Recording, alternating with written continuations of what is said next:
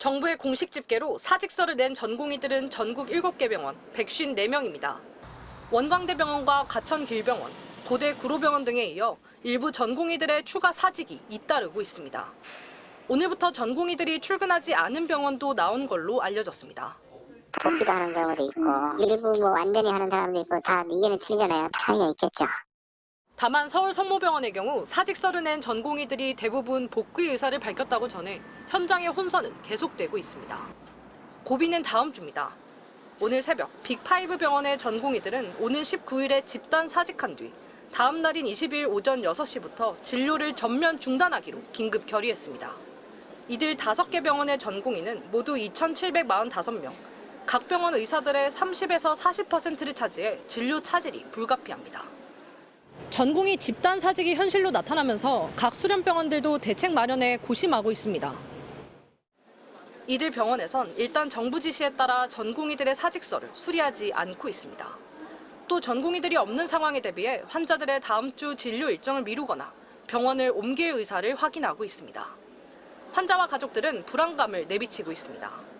약을 이제 처방해줄 의사가 인력이 없다 그래서 지금 병원을 옮겨야 되는 상황이 됐어요. 솔직히 너무 혼란스럽고. 여기에 동맹 휴학을 추진해온 전국 의대생 대표들은 오는 20일에 맞춰 휴학계를 함께 제출하기로 결의했습니다. MBC 뉴스 유서영입니다. 정부의 입장은 단호했습니다.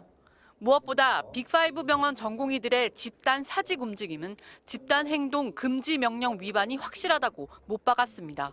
전공의들이 출근을 하지 않은 것으로 알려진 서울 성모병원 등 12개 병원에 대해서는 직접 현장 점검을 실시했습니다. 현장 점검 결과 진료를 거부한 전공의들에 대해서는 개별적 업무 개시 명령을 발령하고 이를 위반한 경우에는 상응하는 법적 조치를 할 것입니다. 전공의들이 일하는 수련병원 221개 전체에는 집단 연가 사용 불허, 필수 의료 유지 명령을 내렸습니다. 집단 행동 금지 명령을 피해 휴가를 내는 편법을 차단하기 위해서입니다. 법적 조치에 따른 처벌도 강조했습니다. 업무 개시 명령을 따르지 않을 경우 의사는 면허를 박탈당할 수 있을 뿐 아니라 3년 이하의 징역형까지 가능하다는 겁니다. 또 의료법에 따르면 업무 개시 명령을 따르지 않은 의료기관도 1년 범위에서 영업이 정지되거나 심하면 개설 취소 또는 폐쇄에 처할 수 있습니다. 지난 2020년 전공의 집단행동 당시에는 10명을 고발했다가 취하하기도 했지만 이번에는 상황이 다를 것이라고 압박했습니다. 사후 부재, 선처 이런 것이 없다는 말씀을 드립니다. 정부는 굉장히 기계적으로 법을 집행하게 됩니다. 정부는 또 의료 공백 상황을 막기 위해 409개 응급의료기관에 비상진료 체계를 유지하는 등 대응하고 있다고 밝혔습니다. MBC 뉴스 박소희입니다. 네, 정부와 의사들의 대치가 말 그대로 강대강입니다. 당장 대규모 의료 차질이 빚어지지 않을까 걱정인데요. 복지부 취재하는 지윤수 기자와 좀 더 자세히 이야기 나눠보겠습니다. 자, 지 기자. 정부가 사실 어제만 해도 대규모 집단 행동 가능성은 없을 것이다 이렇게 얘기하지 않았습니까? 그런데 전공의들 분위기가 하룻밤 사이에 완전히 바뀌었어요. 왜 그렇습니까? 네, 아무래도 아래로부터 요구가 너무 강했다 이렇게 볼 수 있는데요. 네. 어제까지만 해도 전공의회장은 절차를 다 지켜가면서 오는 3월 말에나 사직할 거라고 밝혔습니다. 네. 정부 압박이 워낙 거세니까 개별 사직을 통해서 논란을 피해가겠다고 한 걸로 보이는데요. 네. 하지만 이후 현장 전공의들 사이에서는 너무 늦다. 당장 나가야 한다는 강경한 목소리가 많았다고 합니다. 네. 그 결과 빅5 병원 전공의 대표들이 오늘 새벽 모여서 논의를 거듭한 끝에 집단 행동을 전격 결의한 것으로 보입니다. 자, 여기에 이제 정부가 단체 행동에 대해서는 강한 법적 대응 이걸 거듭해서 강조를 하고 있는데 실제 처벌이나 제재 가능합니까? 네, 일단 사직서가 수리되지 않았는데 병원 현장에 나타나지 않으면 이걸 업무 개시 명령 위반으로 보겠다는 게 정부 입장입니다.